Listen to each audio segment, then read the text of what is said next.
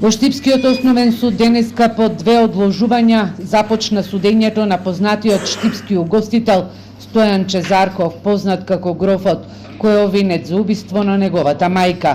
Обвинителката од основното јавно обвинителство во Штип, Тања Кацарова, во воведните зборови побара изрекување на најстрога затворска казна, оценувајќи го делото на Зарков како длабока повреда на општествените и моралните вредности. Станува збор за насилен чин, извршен од најблискиот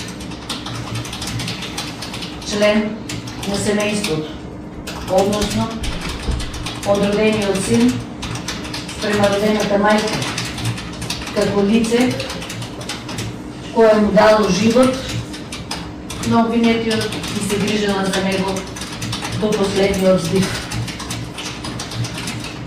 Таквиот чин на мајкоубиство од родениот син остава трајни последици не само во семејството каде што се случило овој настан, туку и во општеството. Бранителот Донче Стаменков, кој по службена должност го брани Зарков, побара пак ослободителна пресуда, бидејќи обвинетиот немал мотив и умисла за да го изврши убиството.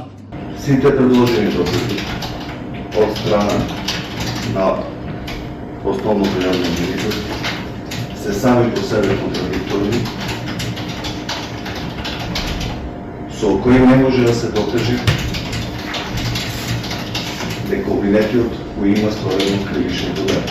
Обвинетиот Зарков во исказот даден пред судот рече дека не се сеќава на таа ноќ. Според обвинителниот предлог на 8 август околу 2 часот по полноќ Зарков со нож ја усмрти својата мајка, а потоа случајот самиот го пријавил.